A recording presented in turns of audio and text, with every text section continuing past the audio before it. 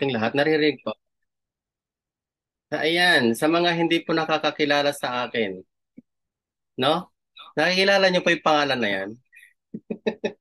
Pangalan pa lang, grabe.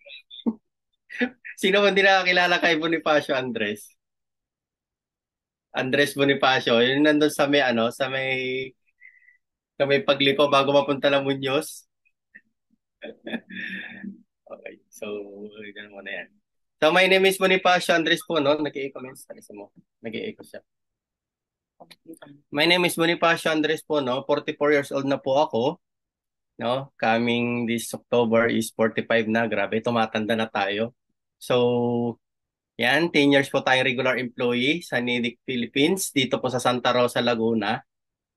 At saka, syempre, sabi ko po noon, pagka regular ka na sa isang company, stable ka na sa trabaho mo at saka yun nga, makukuha na natin yung pangarap natin pero hindi po pala. Stable lang po pala talaga, ano? Pero yung pang-araw-araw na gastusin, doon din natin kinukuha lahat, kaya halos doon din.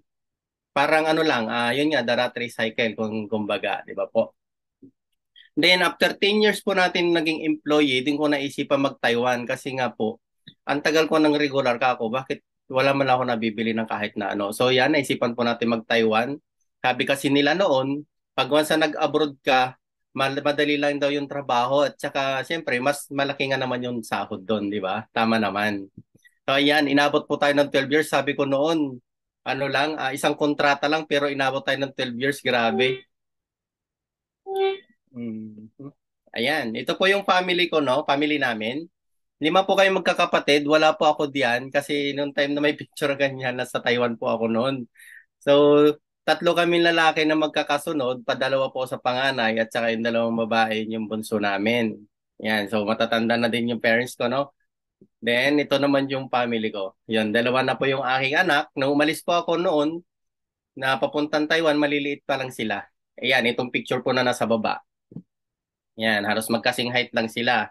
So sila po ay magto 21 na yung panganay ko at yung bunso naman ay 19 years old na sa ngayon, ano? So matagal-tagal na din. So ito po yung trabaho ko sa NIDIC noon. Grabe, ang sarap ng buhay ko po diyan. Kasi technician po kami diyan sa electronic company diyan sa NIDIC Philippines. So ibig sabihin, hindi po kami pag-alagala kung saan sa loob, no? Kasi bawal. So nandun lang kami sa loob ng area namin, nag-aantay ng tawag ng group leader, engineer, or mga supervisor. Then pagka may sira yung mga machine, kung sino naka-assign doon sa department na yun, yun po yung pupunta. So ganun kasarap yung buhay namin. Siyempre, electronics company, aircon, di ba? Then ganyan po yung trabaho namin pagka break time, maglalaro lang ng chess. Ang sarap ng buhay. Pero yung sweldo talagang pambinata, ano? So dahil pamilyado na tayo noon, kaya nakapag-resign po tayo, naisipan natin mag-Taiwan. Then ito naman po, noong time na nasa Taiwan ako, itong picture ko na sa baba, no, makisig pa noon. Lalaking lalaki, no? Maskulado pa. Pero nung after 6 months na nagtrabaho sa Taiwan, yan po, yan nandyan sa taas. Ano po ba yung ginagawa dyan? Yan po yung sinulid. Sinulid po yan. Yan yung mga ginagawang mga uniform ng security guard. Alam niyo po yung polo na puti, ganyan. O kaya yung mga ah ah, pants or long sleeve din na pang doktor, parang ganun po. Ganun po yung yan po yung mga ginagawa doon. Ang kilo po niyang isang rolyo na niyan to 3 to 5 kilo. Then yung mga nakasako na yon, yun po yung pag tinatahi. So sabi nila nung pagpunta ng Taiwan, automatic daw yung mga gawain doon, mas magaan. Pero pagdating ko sa Taiwan, grabe, mano-mano. Ubod pa ako ng payat noon, naghaba ng leg ko dyan. Pero dahil nga po marami tayong utang at meron tayong goal na sabi ko nga noon, umalis ako sa Pilipinas kasi meron akong plano para sa mga anak ko. Kaya po ako nagtiyaga ng ganyan na inabot pa rin tayo ng 12 years. Then ayun, ayan, ba't parang na-passport yata? So yan, ito. Nung time na nag-join po ako dito sa IM Worldwide, ayan, naimbitahan ako dito sa mga ganitong training. Wala akong idea sa ganito dati, no? So umaaten-aten lang tayo, nakikinig hanggang sa dumating po yung time na tayo ay nagte-training na din, no? Dito sa team natin, team mission. Okay? Then nung nag-time na nagte-training na po ako dito, ayan, Yan, dito na po natin nasubukan kumita, no? Meron na, yung sabi nila no, na merong ROI, yung Just For You, Give Me Five. So nasubukan po natin. Ang maganda po dito mga mentors, no? Nung time na nag-aaral po ako, nung di ako nare-recognize. Kasi hindi naman ako honor student noon. Aminado po ako dyan. Pero dito sa negosyo na ginagawa natin, nakakatuwa kasi nare-recognize tayo. Habang lumalaki yung income natin, nare-recognize tayo. No? At ang maganda niyan, siyempre, nakilala ka agad yung pangalan natin sa buong team. Yung ba naman ganyang pangalan, hindi makilala, di ba? Nakakatuwa lang, no? So, yan nga, dahil bukod nga po, dahil kumikita po tayo ng Give Me Five at saka Just For You, hindi lang po akong kumita, pati yung mga leaders natin kumita din. Yan yung kagandahan sa negosyo natin. Hindi lang yun nauna ang kumikita. Pwede po yung mga bagong sali lang, pwede rin kumita once na naintindihan nila yung negosyo at ginawa din po nila base sa mga turo natin. At syempre, yun nga, pag kumita ka kasi, nare-recognize ka, syempre yung mga leaders natin pababa kumikita din.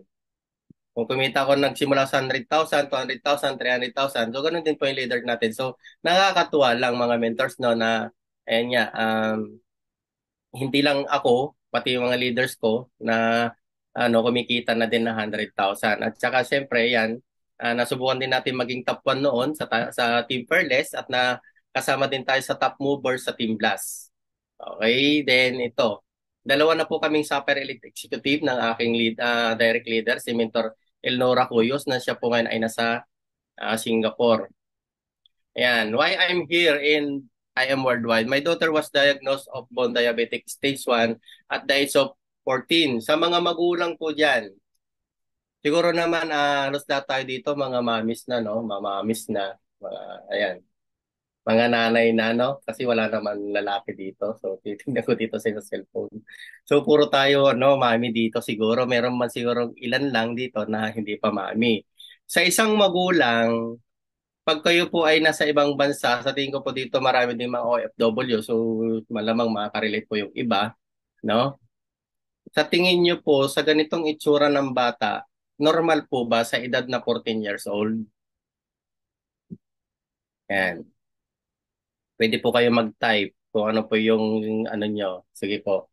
At babasahin ko po ano man yung ano nyo. Sa tingin niyo po, normal po ba yung ganyan na edad ng isang anak na 14 years old? Siyempre, hindi po. Ako po, nung umalis ako, malusog yung dalawang anak ko noon. Maayos yung kalusugan nila, healthy sila. Bakit ka ako nung makita ko yung picture na to? Kasi, kaya ko po nakita yung picture na yan, nagkaroon po ng okasyon noon doon sa Batangas. Actually, taga Batangas po yung asawa ko, no? Diyan sa Rosario, Batangas. Nung makita ko po yung picture na yan, may mga picture-picture kasi ina-upload yung mga nagkakaroon ng, ayan, birthdayhan. Tapos nakita ko yung picture na to, nagulat ako. Curious lang ako kung sino ako tong bata na to. Tinanong ko pa yan sa aking inay sa aking biyanan. Sabi, ayan na yung bunso mo ah. Sabi sa akin, si Ashley. Ashley po kasi pangalan. Yan si Ashley. Sabi niya, oh, bakit inay, ano nangyari sa batang yan? Ba't nagkaganyan? Ilang buwan lang ako nakapag-abroad pa lang noon. Nung time na ganyan. Ilang buwan pa lang, wala pa akong 1 year noon eh. So, yun. Sabi sa akin, wala naman daw siyang karamdamang sakit, wala naman daw siyang nararamdaman ko, malakas kumain. Tapos, ayun nga, nabulos pa daw. Alam niyo nabulos, mens? Yung nahirit pa pagkakain. Pagkakain na ganyan, pag naubos, hihirit pa yun, nabulos, sabi nga ng taga Batangas. Nahirit pa. Ibig sabihin, malakas, malakas kumain. At saka pagkagaling niya galing school, natutulog. Kung hindi siya gisingin ng inay para kumain ng hapunan, hindi siya gigising. So ganun siya kalakas kumain at saka energetic kasi yung batang yan, sabi niyang inay, kaya daw namamayat kasi nga ayun nga malikot na bata. Uy, nandoon naman yung bata, 'di ba? Malikot naman sadya, may mga kalaro pero bukod tanging siya lang kasi yung ganyan. Hanggang dumating po yung time na ayan, na palagi na siyang nagpapa-check up, napapa-hospital hanggang sa yun nga palagi na siyang nako-confine. Alam niyo yun, mens, na yung isa o dalawang beses siya ma-confine sa isang linggo, hindi pwedeng hindi siya ma-confine sa loob ng isang linggo. Kaya dito rin po napupunta yung aking mga aking kinikita noon sa Taiwan. Alam niyo yun, yung ang tagal pa ng sweldo natin tapos weekly nasa hospital yung bata. na naka-confine. So, hindi makita. Ang ginagawa po ng doktor, siyempre, pagka ganyan, at chinecheck lang nila dyan yung dugo at saka yung ihi. Ganyan naman po yung normal dyan eh. Pagka nakitang patpatin na ganyan ang bata, tapos masamang pakiramdam, confine ka agad. Wala nang cheche-boreche yun. Baka daw kasi kesyo ganto, kesyo ganyan. Kaya confine ng confine. So, hindi nila makita kung anong sakit. Lagi ko tinatanong, sabi ko, inay, palitan kayo natin ng vitamins. Sabi ko sa kanila. Sabi niya sa akin, bakit mo ba palitan? Eh, magana naman kumain yung bata. Hindi naman siya pihikan. Magaling din naman matulog. Eh, bakit ganyan? Ako, hanggang sa tinanong ko yung bata, sabi ko, Bunso, pwede ba sabihin mo sa papa ka kung ano yung problema mo? Ano ba nararamdaman mo? Maging honest ka sa papa ka kahit na wala ako dyan sa tabi mo. So yun, sinabi naman niya sa akin lahat. Kung ano sinabi ng ina, yun din ang sinabi niya sa akin. Papa, wala naman nararamdaman eh sa akin. Wala po akong nararamdaman, magalas na ako kumain, magaling ako matulog. Pinipigilan pa nga ako ng inay na tama na daw yung kain ko. Kasi alam niyo yun, payat siya tapos ang lakas niyang kumain. Yun yung ano doon. Hanggang sa, ayun, pagka kasi sumakit yung tiyan niya, ano na siya, diretso, ayun nga, pag sumakit yung tiyan niya, parang yun yung pagtaas ng sugar kasi yun. So hanggang sa dumating po ng time na ito na madaling araw yan noon, na ano na sumakit yung tiyan niya na hindi na siya makatayo, hindi na siya makaano basta iyak na lang ng iyak. Tinakbo sa ospital. Doon sa Mediatrix Hospital doon sa Lipa, Batangas. So nung pagdating doon, no makita nung doktora na yung mata niya nagbumabaliktad na yung mata niya, kumbaga nawawala na yung itim. Tapos makita niya sa kuko ang iitim ng dulo ng ano ng kuko niya, yung sa mga kuko niya. So nung makita na gano'n ng doktora, diretso agad ICU. Tapos ito yung blood blood sugar diary niya. Kung mapapansin niyo diyan, kaya siya nung time na yan, kaya siya na ICU diyan, yan po yung nag 500 plus na yung kanyang sugar. So sa nung time na yun nga dahil tinanong po namin sa isang doktor kung ano ba yung normal na sugar na isang tao. Ang sabi po sa amin 70 to 150 lang po yung sugar ng tao. Yung normal po. Nagiging 170 lang daw yung sugar natin pagkatapos natin kumain. Umaga man yan, tanghali o gabi. Pero kaya po ng katawan natin kasi nga merong insulin yung katawan natin. Kaya naman yung time na yan, ng ICU yung bata na yan kasi nag-zero insulin na po yung katawan niya. Kahit kung, 'di ba, malakas siyang kumain, tapos nag-zero insulin katawan niya, ibawal naman sa taong may diabetic yung kanin, 'di ba? Eh malakas pong kumain. Kaya nung tumas yung sugar niya, bumaliktad na yung mata niya, nawawala yung itim niya, kaya diretso ICU. Sabi ng doktor, buti na lang nadala niyo agad dito sa ICU kundi kumatos ang kalalabasan ng bata. Alam niyo yung mentors no, palibhasa ako, abnormal ako sa mga ganitong hospital kasi awa ng Diyos no, hindi ko kasi nasubukang ma-hospital hanggang sa edad kong ito. Wala akong idea sa mga ICU na 'yan. Alam kong ICU, priority diyan ang pasyente. Kaya sabi sa akin ng asawa ko noon, sabi niya pa yung si Bunso, sabi niya diniretso agad nila sa ICU. Sabi ko naman noon, eh di mabuti nga ako. Eh siya ipa-priority nila doon. Sabi sa akin, pinagalitan ng asawa ko. Sabi niya, ano ka ba, mamamatay anak mo, binamabuti mo pa. Bakit? Ano ba meron sa ICU? Pag ICU, 50-50 na yun. So doon ako natamimi. So hanggang sa hindi ako nagdalawang isip tawagan siya. Ayaw niyang makita ko siyang nahihirapan. Sabi ko, Bunso, gusto kita makita. Kaya ganyan po yung itsura ko noon. Nag-award nag ano, nag nag tawag dito. Yun, umalis ako sa trabaho ko noon, hindi ko na pinagpatuloy. Kumbaga tawag doon, nalimutan ko na. Yung hindi ko na pinagpatuloy yung trabaho ko. So yun yung nangyari noon, no? Nagano na ako, nagpag-quit na ako sa trabaho ko, sabi ko sa kasama ko, ikaw na bahalang gumawa doon sa ginagawa ko kasi hindi na ako makagatrabaho ka ako dahil yung anak ko nasa ICU. So yung isip ko pa ako, wala na dyan sa ginagawa natin. So buti na lang at yun nga, naintindihan naman ako. So yung time na yan, ganyan. Ang hirap bilang isang magulang, ang hirap na nakikita mo yung anak mong nag-aagaw buhay sa ICU tapos ikaw walang magawa. Alam mo yung nakatitig lang ako sa may highway na ang daming bus na dumadaan, makakita lang ako doon ng biyaheng ko ba o sasakay ako kahit ilang araw ang biyahe dyan. Pero wala eh. Ganon kahirap, ganon ka-struggle, hindi ka rin pwedeng umuwi na agad-agad. Kasi nga, kung nandito lang siguro sa Pilipinas mentors, kahit nasa parting Mindanao ka siguro, pwede ka umuwi anytime eh. Pero pag sa ibang bansa kasi, hindi ganon kahirap, hindi ganon kadali. So, ganun po katindi yung struggle sa akin nung time na nasa abroad ako. Hanggang sa ayun nga, nung mailabas na po namin diyan, 8 days po siya doon sa ospital. Apat po yung doktor niya nagmo-monitor sa isang araw. Kayo na po yung mag-isip kung magkano kaya yung inabot ng bill diyan sa private hospital na yan. 8 araw, apat yung doktor niya araw-araw.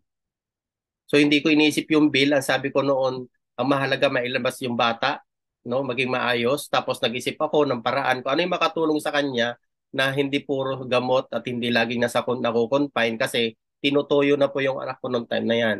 Alam mo, hindi mo na makausap na maayos, lagi nang mainit yung ulo kasi nga luto na sa gamot. Hanggang sa dumating po yung time, ito yung good news, no, na i-share po sa akin yung Amazing Pure Organic Barley. Okay, so nakita ko yan, ito yung mga pwedeng maitulong sa katawan ng bata at saka unang-una, no, makita ko naka-mention sa Bible ng 37 times, hindi na po ako nagdalawang isip na paggamit sa kanya yung barley natin. At ito yung good news mga mentors, no? After 3 months po na napainom po ng barley ng tuloy-tuloy 3 times a day, no? Ito yung itsura niya noon, ito na yung naging resulta after 2 to 3 months na umiinom ng barley. So thank you Lord, no? Kasi kung hindi dahil sa barley, hindi ko na alam paano nangyari dyan sa batang yan. Kasi nung time na pinainom ko ng barley, ayan, nagkalaman. Dahil nung time kasi na yan, mentors, nung nasa Taiwan ako noon, kahirap po ng signal ng internet doon. Kailangan ko pa silang pakiusapan na pumunta sa bundok para lang magkaroon ng signal yung cellphone nila. Kasi medyo bundok po kasi sa lugar nila noon. Kaya bihira ko siya makita noon. Natatawagan ko siya sa regular load pero sa internet bihira. So good news, no, ito yung nagpagaling sa kanya noon. So awa ng Diyos, simula nung pinainom ko po siya ng barley hanggang ngayon hindi na po siya na hospital. Maliban lang po yung monthly check-up niya about dun sa kanyang pag-i-insulin. Kasi sabi nga ng doktor, okay lang yan sir, ma'am, sabi sa amin o ng asawa ko na na nag-zero insulin yung katawan ng anak nyo, hindi naman ibig sabihin mamamatay na yan. Kasi kinumpara niya kasi yung status ng anak ko doon sa status ni Gary Valenciano. Dahil hanggang ngayon daw si Gary Valenciano nag-i-insulin simula pagkabata. Di tumawa lang ako. Sabi ko naman, Dok, maigi si Gary Valenciano, mayaman, paano naman kami? Di ba? Alam mo yon, ako lang yung nagtatrabaho noon, no? So okay lang, at least nakaka-survive sa tulong po ng barley natin kahit tumaas po yung sugar ng bata, nagiging normal sa kanya kahit 200 plus pa yung sugar niya. Ganon kaganda po yung barley natin. No, pero yung pag-iinsulin, araw-araw po yun nagtuturok sa kanyang tiyan. Pero maliit lang naman yung needle. Basta lang malagyan ng insulin yung katawan niya, okay na po yun. No? Then ito po yung before and after niya. Pansinin niyo po, yung paa niya noon, yung mga braso niya sa ubod ng payak, ito na po yung itsura niya ngayon. Di ba? Ang laki po ng pinagbago. Nakakatuwa lang yung barley natin kasi nga talagang amazing talaga yung barley natin. Then ito na po yung latest picture nila, magkapatid, di ba? Nakakatuwa lang. Then ito naman po nung umuwi na ako, nung sinurpresa ko sila noon sa Jollibee, hindi nila alam na umuwi ako noon. Kaya iyak na iyak din yung mga yan. Siyempre, kasama na din ang papa nila, ano. Yan, hanggang sa yung anak ko, yung panganay ko noon, birthday niya ng October, kasi October ako umuwi, October 6. So, October 19 birthday niya, dinala ko sila sa Maria's Shrine sa Batangas City. Yan, siguro nagtatanong kayo, mentors, nagtataka kayo, nasaan yung mama? Huwag nyo na pong hanapin yung mama. Mga mentors, huwag nyo na po hanapin yung mama. Kasi nasa kabilang bahay na po. Ayun. Siyempre, sa tingin nyo, natutuwa ako. No? Ba't saya-saya niya, wala pa yung mama? Dati po iniiyakan ko yan, pero ngayon nakarelate na po, naka-move on na po tayo. Kailangan natin mag-move on, mga mentors, kasi 2020 pa po umalis yung kanilang mama sa kanilang bahay. Yan, kaya nakarelate, kaya medyo naka-move on na po tayo. Ang mahalaga po is maayos yung kalagayan ng mga bata ngayon, no? At saka alam naman nila kung sino yung gumawa ng mali. Okay? Kaya dati talagang niiyakan ko yan, pero ngayon dahil sabi nga nila, nasa emerald white ka, kaya huwag ka mawala ng pag-asa. Kung wala kang forever sa life mo, nandito daw sa Barley. Di ba? So yun lang, mga mentor. So ito yung topic natin. Yan. 5 p the PP rules. Yan, siguro makaka-relate kayo dito, mga mentors, no? So, konting ano lang, konting realization lang sa buhay natin, bakit ako nag full time dito sa IM Worldwide or bakit ko ginagawa ngayon yung IM Worldwide from pagka OFW, bakit din ako bumalik.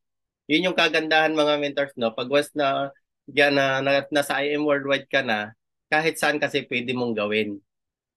Di ba? Wala na po akong trabaho dito sa Pinas. So ito lang po yung ginagawa ko. Ito lang po yung nagkakakitaan ko na sa ngayon. Hindi man ganun kalaki pa yung kinikita natin kasi medyo na-attrition tayo sa team natin. At least, continuous pa din tayo. Sabi nga ng mga top mentors natin, mawala ng lahat, wag lang ikaw kasi negosyo mo to. Di ba? Number one po, yung push yourself when everyone doubt you. Di ba? Sabi dito, believing in yourself is the first secret to success. Maniwala ka lang po talaga sa sarili mo, mga mentors. Maniwala ka lang sa sarili mo, sa kakayahan mo. Isipin mo na lang, sabi nga nila, pag once na pumasok ka sa isang trabaho, kailangan mong tignan kung sino yung mga nauna. Kasi kung sino yung mga nauna, kung ilang taon na sila, doon ka din papunta. Tama? Kailangan mo lang i-push yung sarili mo na kaya mo, kung kaya nila, kaya mo din. Kasi kung hindi nila kaya, ba't ka papupunta sa isang trabaho na ganyan? Diba? Kailangan mo maghanap ng mas maganda. At saka isa pa, alam mo naman sa sarili mo na makakabuti yung papasukin mo, o why not, nasubukan mo o gawin mo. Sabi nga, gawin mo muna bago mo pagdudahan, bago mo pag-isipan. Kasi kung hindi mo ginagawa yung isang bagay, hindi mo malalaman, tama? So, kailangan maniwala ka lang sa sarili mo. Walang ibang magpupus sa sarili mo kundi ikaw din, hindi yung ibang tao, hindi yung didiktahan ka pa ng tao para gawin mo yan. Hindi, lalo na po sa akin, pamilyado na ako. Hindi pwedeng, ay, ano bang gagawin ko tayo, ano bang gagawin ko? Hindi pwedeng ganon. Kasi paano ma-inspire sa akin yung mga anak ko kung puro ako pagtatanong sa aking mga magulang, sa mga tao sa paligid ko. Kailangan may sarili din akong diskarte para sa kanila. Diba? Kaya nga po ako nagkaroon ng pamilya kasi ayun nga, yung tingin ko sa sarili ko, kaya ko nang tumayo mag-isa sa sarili ko mga paa. Okay? Then number two, pick yourself when you fall down. Sabi dito, mistakes increase your experience and experience decrease your mistakes.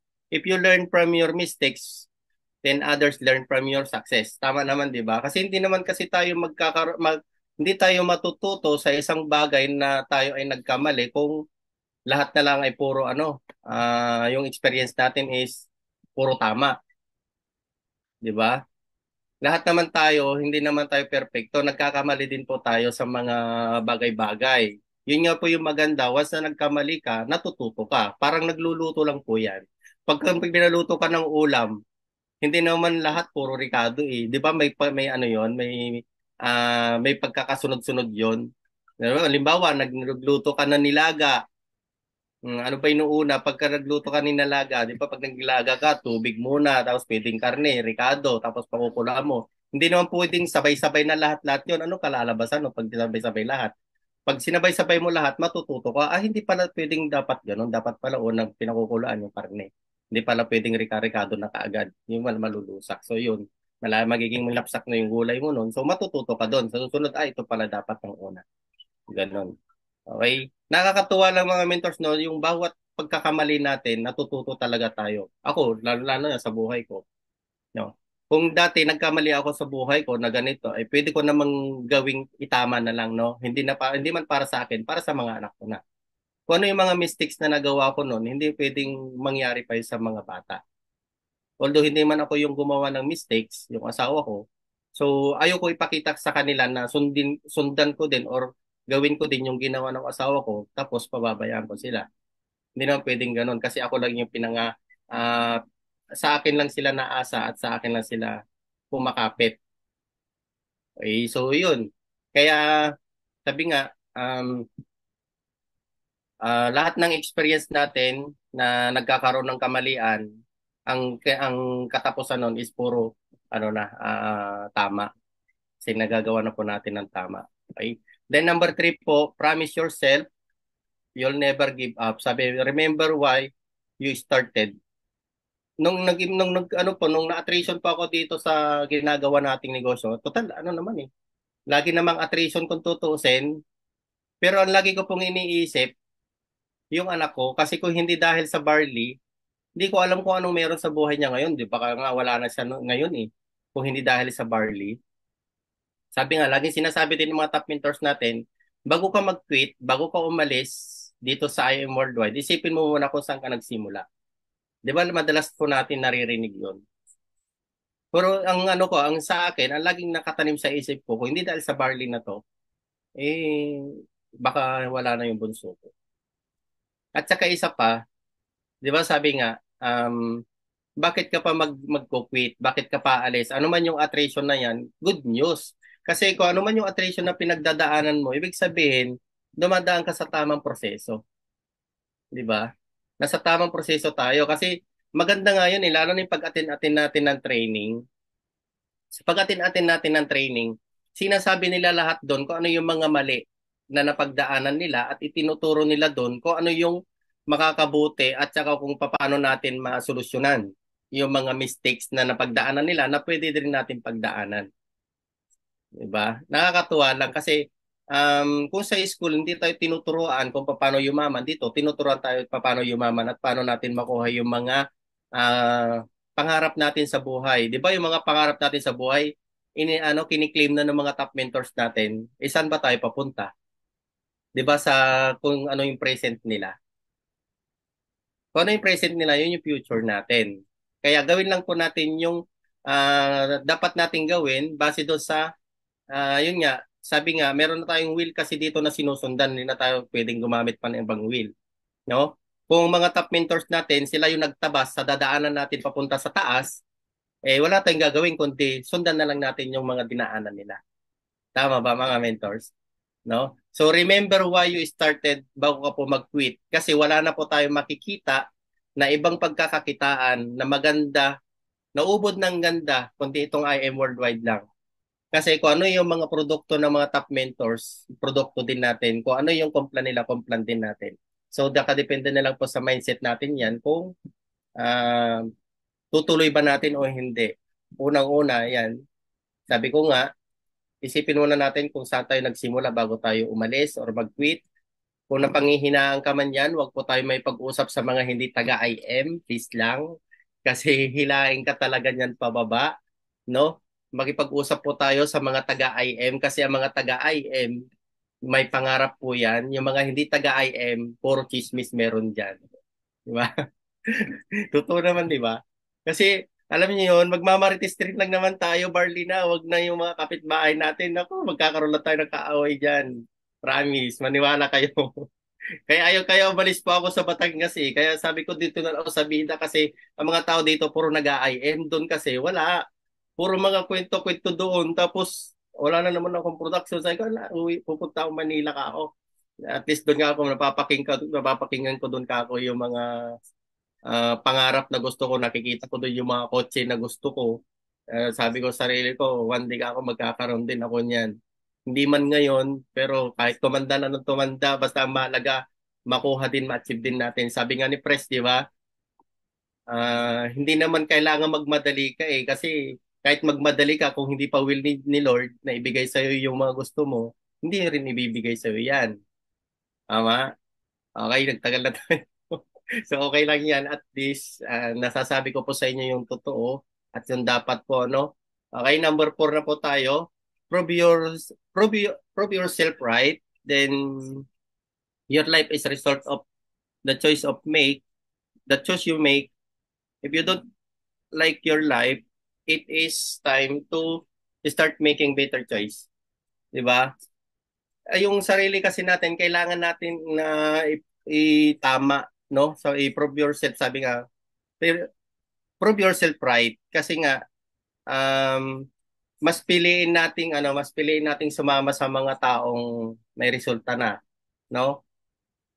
Lalo na tayo naman kasi pagka may mga natututunan tayo dito, minsan, pagka natutunan mo, tamang natutunan mo na, kung hindi mo na-apply, walang mangyayari dyan. Tapos makakausap ka pa ng mga ibang tao na hindi naman about din sa ginagawa nating negosyo. So, mawawala lahat kung ano man yung mga natututunan natin. Then, ayun nga, lalo na dito nung time na nagbago lang ako dito sa unit, dito sa condo ng Abida, no? Ako nagmamasid-masid lang ako noon kung ano yung dapat kong gawin. So nagtatanong-tanong kung ano yung mga dapat gawin. So nung time na natutunan ko na at saka alam ko na yung mga ginagawa ko, so ako na yung gumagawa mag-isa, no? Then yung mga hindi ko alam, nagtatanong-tanong pa din ako. So yun yung kagandahan dito sa business na ginagawa natin mga mentors, no, na tulungan system, no? Na kung meron ka mang hindi alam, huwag kang mahiya. Kasi kung puro hiya, ang paiiralin kasi natin dito, walang mangyayari sa atin. Sabi nga, kapalan lang ng mukha kasi lalo na kung hindi mo naman yan ikakababa ng ego mo. Di ba? Kapalan lang ng mukha dito. Sabi nga, lahat kasi dito ng ugali, pag-uugali ng tao, mentors ay nababago. Kung dati ikaw ay mahiyain, mawawala po yung pagiging mahiyain mo. Kung ikaw ay ubod ng mahiyain, yung ubod mawawala na, mahiyain ka na lang. Diba? Kung dati may pagkamaldita ka, yung pagkamaldita mo, mawawala yon kasi nga tao business tayo. Tama? Dati nga ako, hindi rin ako nagsasalita. Alam niyo, pangiti-ngiti lang ako dati. Pero sabi ko, tama naman eh. Wala naman talaga yung mayaman na mahiyain eh. Yung tahimik, walang ganun.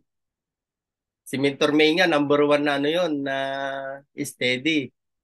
Diba? Si BPI ka, number one yun ng mga mahiyain. Hindi marunong magsalita sa harap noon dahil nga sila si BPI ka nga noon. Sabi nga niya, basta pagawa na daw sa kanya lahat nun, wag lang magsalita sa harapan ng tao dahil vice president, kailangan niyang paglabanan. Pero yun yung maganda kasi dito sa negosyo natin mga mentors, no? Kung ano yung mahirap para sa sarili mo, yun daw ang dapat nating gawin, no?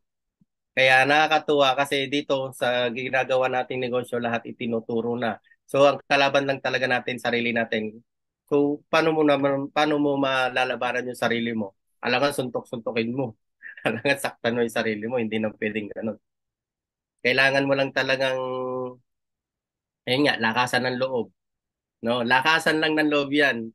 Sabi nga, kausapin mo yung sarili mo sa salamin. Kaya mo yan, kaya mo yan. Hindi pwedeng hindi kasi may goal ka. Meron kang pangarap, marami kang dapat tulungan at meron kang dapat bigyan ng mga ganito, ganyan na, ano, lalo na kung buhay pa yung magulang mo, no? Buhay pa yung magulang natin. Kasi, sabi nga, kung buhay pa yung magulang mo, tignan mo yung sitwasyon nila na yun. No, ngayon, kung deserve ba nila na ganyan sila, kung hindi, ayun nga, bilisan natin yung resulta natin dito sa IM Worldwide. Okay? Then number five, yan, proud of you are, proud of who you are. Dapat maging proud ka kung ano man meron ka ngayon. Katulad ko, kasi, ay alam niyo yung mentors, ako kasi, ano, kahit na ganito yung naging sitwasyon ko sa buhay ko, sa sarili ko, sa naging status ko dito sa IM Worldwide, kasi kung sa attrition lang talaga pag-iisipan, mentors, sabi nga ni Mentor Kat sa akin one time, buti na lang mens hindi ka pa umaalis kasi sa mga nangyayari sa iyo, sa mga pinagdaanan mo, kung iba-iba yan, matagal nang wala. Matagal nang umalis. Sabi nga, don't compare yourself to others. Be like the sun and the moon and shine when it's your time. When it's your time. Kaya sabi nga, proud naman ako sa sarili ko kasi alam niyo yun, kung hindi mo kasi ilalapit yung sarili mo kay God, maliligaw ka talaga. Mawawala ka talaga. Mawawala ka sa focus mo. Alam mo yung ano, yung problema na kaliwat kanan nakapasan sa balikat mo. Hindi mo alam kung paano ka patatayo. Kasi nung time na ako, ayun nga, iniwan ako ng asawa ko, tapos nagkaganito pa yung anak ko, tapos pagdating dito sa business natin, hindi ako makapag-focus, nalagas lahat yung leaders ko. Kung kailan ako nag-suffer, nalagas lahat. Anong gagawin, no? Ang hirap. Pero kung iisipin mo lagi yung hirap, hindi yung solusyon, sabi nga, huwag ka mag-focus sa problema sa problema, kailangan mag-focus ka lagi sa solusyon. Tingnan mo lagi kung anong solusyon na makakabuti para sa sarili mo, hindi man para sa sarili mo, kundi para sa mga anak mo na umaasa sa iyo. Kung wala ka mang anak pa sa ngayon, sa mga magulang mo, sa mga parents mo, o kung sino man yung mga mahal mo sa buhay, no? Kaya maging proud ka kung ano man meron ka ngayon, kung ano man status mo ngayon. Kasi kung titignan mo yung mga ibang tao sa labas na mas mahirap pa kumpara sa sitwasyon mo ngayon, eh sila nga hindi nawawalan ng pag-asa, why not ikaw pa kaya? Okay? Kaya maging proud pa rin tayo kung ano man yung meron sa atin ngayon. Ako, ano, dito sa Bida, dito sa IM, hindi man araw-araw meron tayong income, hindi man araw-araw meron tayong inquiry sa pag-a-ads or may benta, okay lang 'yan. Kasi nga, lagi ko kasing niisip yung mga training. Sabi nga ni Mentor TJ, mas maganda nga, mas madami kang reject kaysa naman yung hindi reject. Kasi bawat reject mo may bayad, di ba? Sino nakaka-relate doon? Yung bawat rejection daw natin, bawat daw hindi natin napapa-join or napapa-on the spot ay may bayad.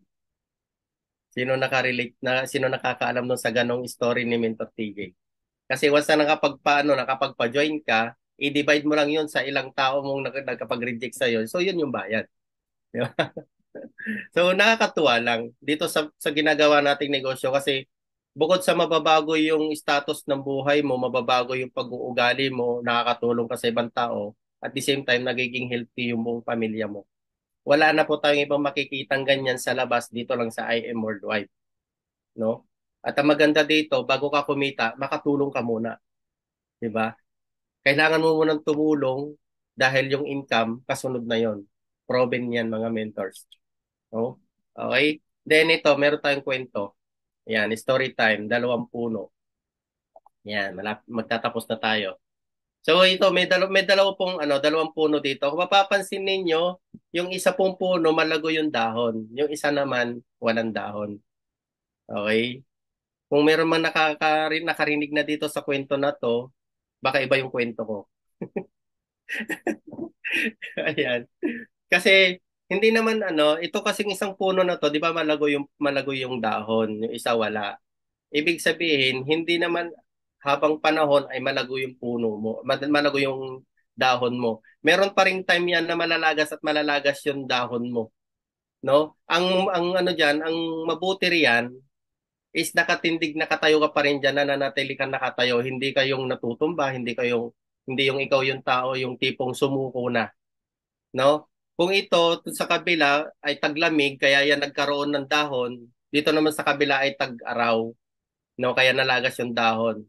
Kasi ang panahon naman natin hindi naman sa loob ng isang taon taglamig, 'di ba? May tag-araw naman. Kaya may kanya-kanyang panahon, no? May kanya-kanyang panahon talaga 'yan. Kung ngayon sa sitwasyon ko ngayon, nalagas man yung mga leaders ko, mga mentors, alam ko may nakalaan na mga tao para sa akin na inilalaan talaga ni Lord, no? Sabi nga, may tao talaga nakalaan para sa iyo. Hindi man ngayon, kailangan mo lang hanapin.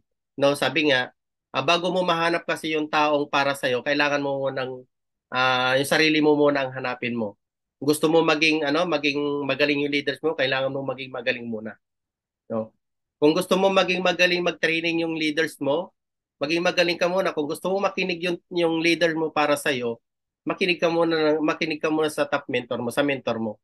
Unahin mo muna yung sarili mo bago yung ibang tao kasi pag once na naayos mo na yung sarili mo, no? Yes, mentor ka lagi, lahat ng sinasabi nila, sinusunod mo. Possible po na na ganun din yung maituturo mo at mangyayari sa magiging leader mo. Okay? So I hope na nakarelate po kayo mentors, no, may man yung ating slide. Ang mahalaga po may na-share po akong counting idea sa inyo, lalo na dito sa pagpo-full time ko po dito sa IM Worldwide, no? Sabi nga, huwag tayong mawawalan ng pag-asa, no, kasi nasa IM na po tayo. Okay? Nasa IM na po tayo, nandito na po lahat. Bonus pa lang, unlimited na, 'di ba? Hindi na natin kailangan mag-antay ng December. Depende na lang po sa inyo, sa sipag nyo, sa kilos ninyo. No, huwag kayong mag-emote-emote. Iwasan po natin pag-i-emote. Wala po may ibibigay na mabuti yan. Wala po may ibibigay na tulong yung pag-i-emote, no? Subukan mo mag-emote, tumarap ka sa salamin, ewan ko kung maging itsura mo. Matatawa ka na lang sa itsura mo habang nag-uusap mo. Huwag ganon. Ang pag-i-emote po yan ay wala na itutulong na mabuti, mga mentors, ha? Kailangan po natin maging batot manhid pagdating po sa mga rejection, sa mga struggle. Kung ano man, naniniwala po ba kayo mga mentors na na lahat ng bagay na ibinibigay sa atin ng Diyos ay may solusyon. Tama? Hindi po tayo bibigyan ng isang problema or isang pagsubok na hindi natin makakayanan. Lahat po yan makakayanan natin. Nakadepende na lang po yan kung gaano kalalim yung commitment mo sa ating mahal na Panginoon. Sabi nga, di ba, magtiwala ka lang. lahat ng problema mo, lahat ng pinagdadaanan mo, ipag-pray mo. Hindi yung pray lang na basta mo lang sinabi, kailangan mag-pray ka, yung ikaw lang mag-isa sa kwarto, okay lang magsalita ka mag-isa, basta't alam mo sa isip mo na siya yung kausap mo. Okay po ba yon, mga mentors? Thank you po sa pakikinig. Sabi nga dito, don't worry about anything. Instead, pray about everything. Tell God what you need and thank Him for all He has done.